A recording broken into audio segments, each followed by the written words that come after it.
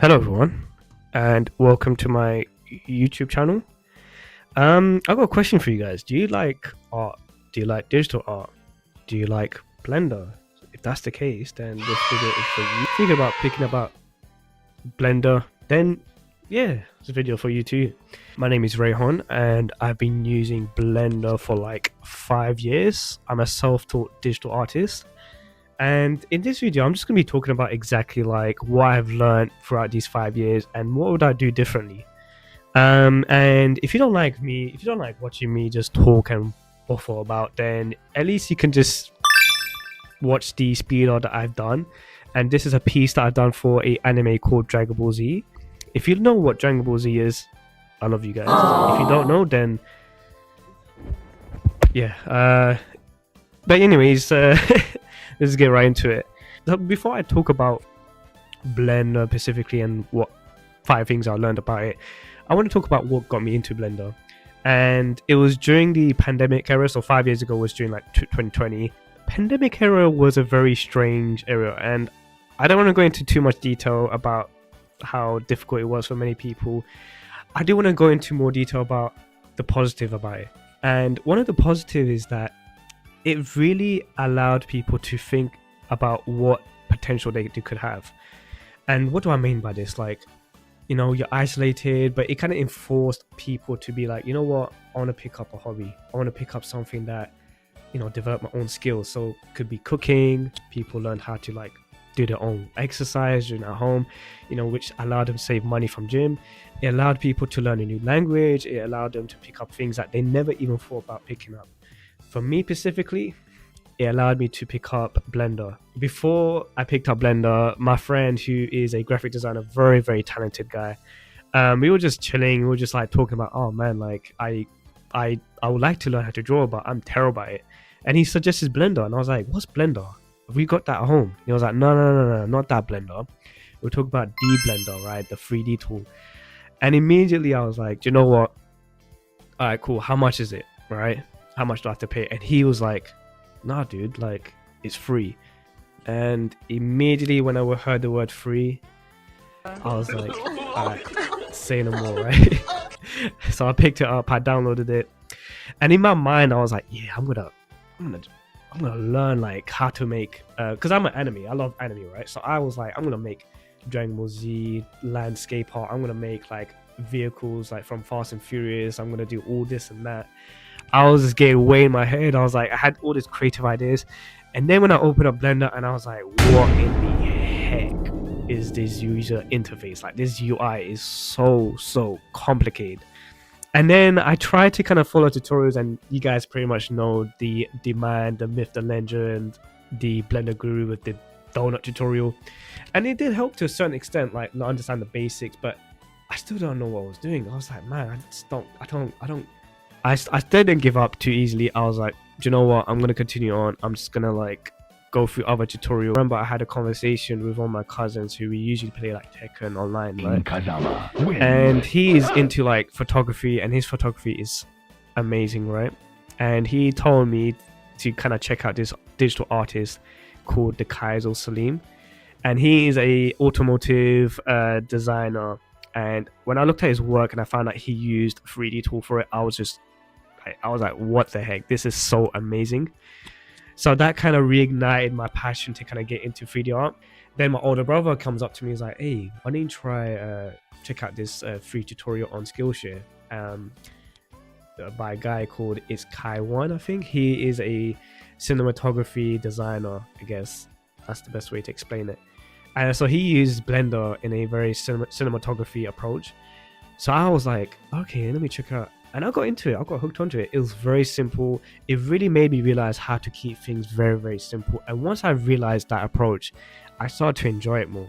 As time went on, I started to enjoy that approach. I started to experiment different styles of like art styles. So I tried surreal images. I tried like cinematography. I tried like anime, which is what I'm doing right now, and I'm having so much fun.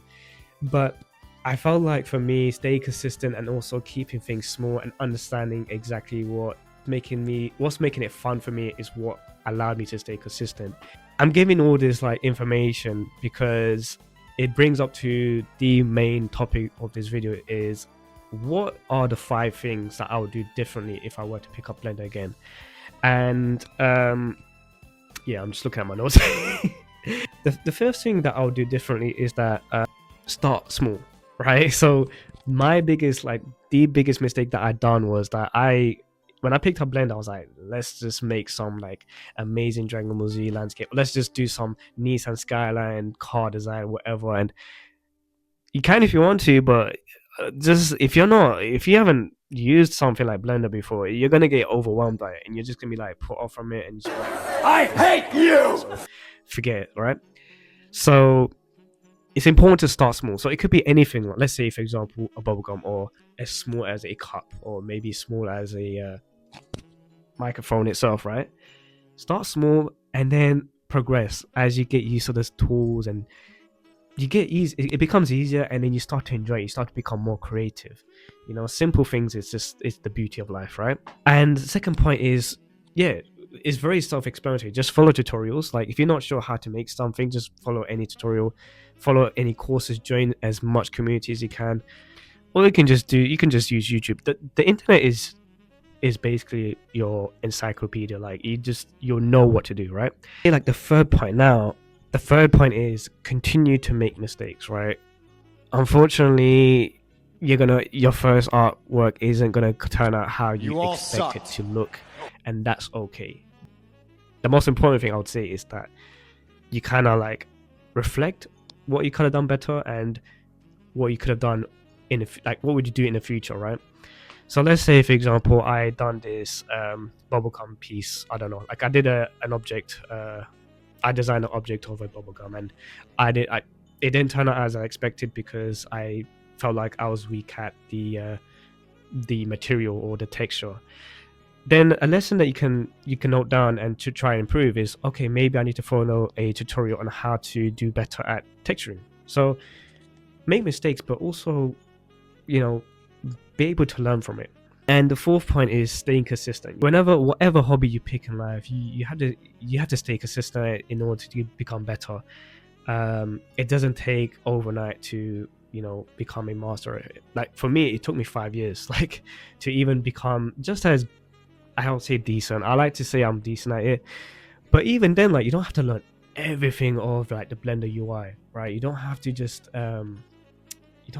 be like, oh, I need to learn 100% of it. Blender is very, very difficult tool. I think there's a saying, I think it was in Blender Guru, he mentioned about learning 20% to achieve like almost like 80% or 100, I don't know. And I think that is very true. You don't have to learn every single tool. The only tool you need to learn is the ones that allows you to achieve your end goal, and that's very, very important. And even like if you're so overwhelmed with the amount of tasks that you have to do, just set it as small tasks. So one day, let's say, okay, I'm gonna keep using the bubblegum as an example. Let's say one day, day one, I'm gonna put a task on just make sure that I get the shape right. Day 2, I'm going to make sure I get the texture right. Day 3, I'm going to make sure that I'm going to get the color right. And what you realize is that when you set small tasks, you start to become much more like, you become more intrigued, and you become more, you get into it, I guess. Like it kind of helps you to kind of become more engaged, you know. I think the most difficult part in staying consistent with anything is starting. It's like going to the gym. It's difficult to get out of bed and go walk to the gym, but all you have to do is make that small start, and then you eventually like get into the groove, right? So my final point, number 5, and I will say this is the most important one, is literally have fun. Like if you're picking a hobby and your mindset is like, I'm only doing this just to kind of get money, like, is that really a hobby? I don't think so. Like, I think it's important to just have the mindset that I want to pick this hobby because I think it's fun, like to just try and learn something and enjoy the process. Like when you have fun on doing anything in life, let's say a hobby that you want to pick, that's where the progression starts. And whatever that you're trying to achieve from the end goal, like end result, then it will come back. Like it will, no matter what, it will always come back. So I think that's all the points that I have to make. But I'm very thankful that we have a program that gives us an opportunity to try something new and try something creative in the digital art community. And I think it's a great way to have a healthy hobby in life, especially the fact that, during the pandemic era, as I mentioned earlier, it was a very, very strange time where, yeah, it was a lot of negatives, but you know what? Like, there was something that you can learn from it, right? There was something that at least there was some positivity in it. And I do want to say that whoever is thinking of picking Blend Up, I would say just try it. Like, honestly, just try and have fun. Try and pick something that, like, if it doesn't go well within like a few weeks or a month, at least I tried it. And sooner or later, like, if you take away the minds of the end result, like, oh, it has to be like Picasso or something, I don't know, like, you realize how much you truly enjoyed something. And in that I guess that's all I have to say. I do want to say thank you. And I don't know if my green screen is perfect. I'm literally like, my green screen is very, very low, so I'm kind of like kneeling down so it doesn't like cut off my tip of my head. But thank you everyone for tuning in, and adios.